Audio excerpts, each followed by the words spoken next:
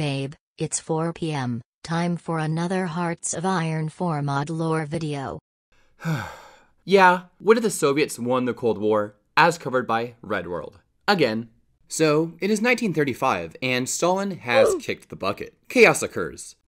But instead of a certain Mr. Khrushchev coming out on top, it is Malenkov Beria. You should really watch The Death of Stalin. But the big brain thing Malenkov does to make his country not implode is the creation of his new socialist program. He takes a lot of money going to the military and puts it into civilian industries. Because it turns out when your people can get access to basic goods, they're not as likely to try and overthrow your government. This joke will sure land with the tankies in the comments.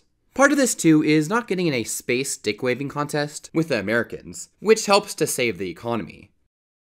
But Khrushchev is still kicking around, and he got friends. So he's just like, good living standards? Blitz! Having tons of cool tanks and submarines is how you achieve communism. Lavrentiy Beria, head of the KGB, can't have that though. So he just starts slandering Khrushchev to the public, leading to his reputation being ruined. So Khrushchev tries to pull a Mussolini and gathers what's left of his support base and marches into the Soviet Presidium, expecting them to vote him into power. They then try him for treason and execute him. Now, the communist world beyond the Soviet Union had its share of differences. So everyone got together in Shanghai in 1960 to work things out. And things went pretty swimmingly, with relations reaffirmed and many different mutually beneficial trade deals stuck. After all, letting a Sino-Soviet split happen would be disastrous for the global spread of communism. This communist unity comes in handy when a certain Fidel Castro asked the Soviets to station nuclear weapons on Cuban soil, which they of course obliged to their brothers of the revolution. So the US promptly poops itself and begins a totally not a blockade of the island. The US Secretary of State, William Rogers, gets sent to Moscow to try and negotiate a settlement. But Rogers has a big brain plan, well in his mind at least, and tried to overthrow the Cuban government with Haitian mercenaries, which kinda torpedoes the whole thing. So President Nixon is forced to give in to Soviet demands, withdrawing American nukes from Italy and Turkey, while allowing the Soviets to keep a few nukes in Cuba as a treat. This all really has Malenkov riding on a high, which is helped especially when the 1963 economic report shows just how well the economy is doing. This lets Malenkov get even more popular, except Beria, leader of the KGB, gets jealous and launches a coup. And well, he ends up joining Khrushchev. Malenkov gets, well, a bit paranoid, as Soviet leaders do, and goes back on all those freedom of speech and press reforms from his early days. But now, with all his enemies 6 feet under or in Siberia, he can do whatever the hell he wants. He decides to extend an olive branch to Western Europe, which the United States was not happy about. But the Americans still agree to strategic arms limitation talks, limiting the nuclear arsenals of both nations. But alas, in 1988, Stalin got his revenge.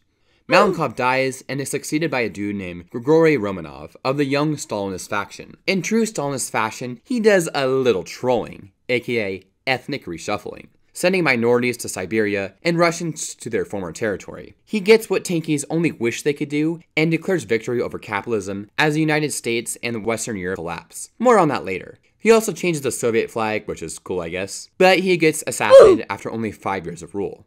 Dmitry Yazov, what the? Holy fucking shit, is that a TNO reference so based? The great trial awaits. The new Soviet premier is a conservative who just wants things to stay the way they were, which causes economic stagnation. The whole ethnic reshuffling thing, well, that kind of backfires in Ukraine as there's a major rebellion against those policies. But the Russians win anyways. You know, Russians being able to win a war in Ukraine is why I think this is actually alternative history. Yazov gets killed in 2010 and can be succeeded by Putin. So this timeline really is cursed.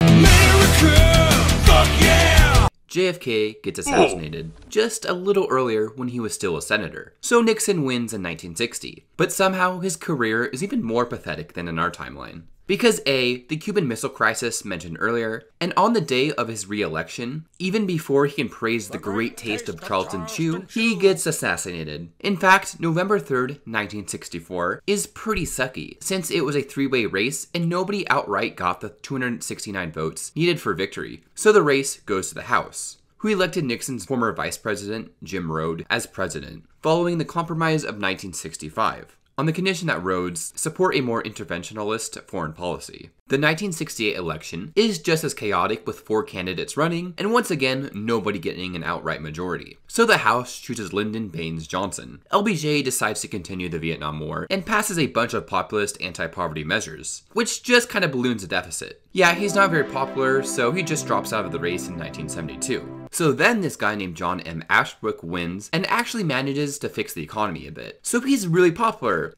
This is until a document gets leaked of his plan to invade Spain to restore Franco's, and Ashbrook's popularity tanks. Yet another election and Jimmy Carter wins. But what is a bit alarming is the communists get 6% of the vote. Yeah, Carter's presidency went just as well as it did in our timeline.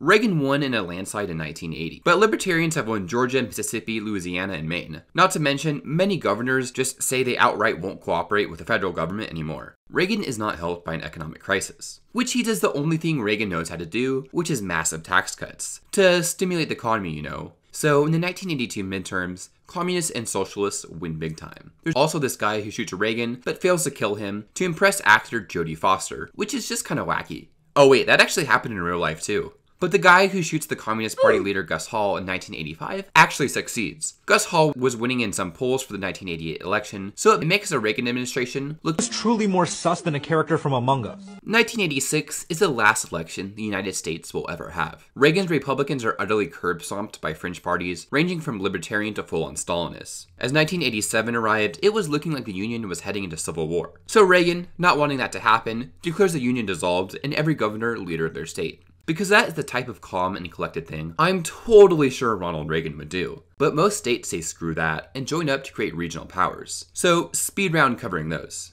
The American Republic. The southern states decide they want to give America another go and form the American Republic, which thinks it's the true continuation of the United States and lays claims to the rest of the former US. The United American People's Republic. Basically, what Ben Shapiro thinks California actually is. Speaking of, Ben Shapiro is canonically a card-carrying communist in this timeline, living in LA, where he runs an organization called Turning Point UAPR, which is basically a communist youth league.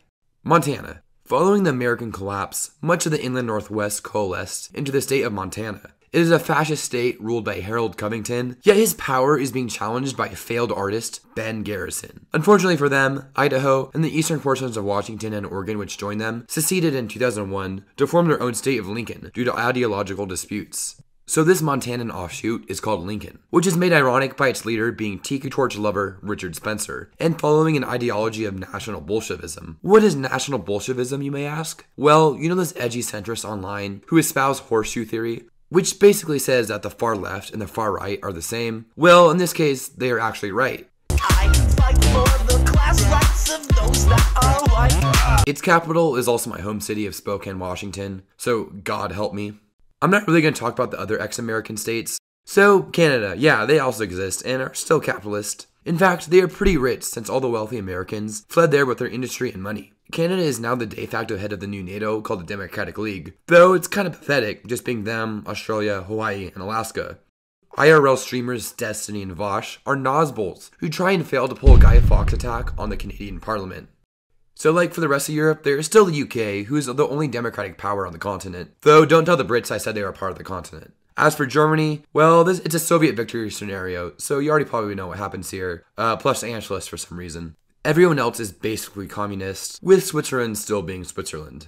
If you thought Nosbol, Idaho was unrealistic, well, somehow the Arabs and Jews put aside their differences and formed a union of Israel and Palestine with no more sectarian violence. When America collapses, Japan kind of just takes the American Pacific Fleet for itself. And without an America to protect them, Japan takes that part of its constitution that says no military and just eats it. Not that they really pay attention to it much in real life though.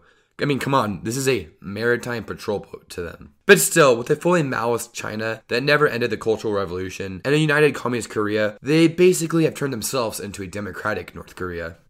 Oh look, for the purposes of this video, the rest of the world does not exist. Thank you for watching.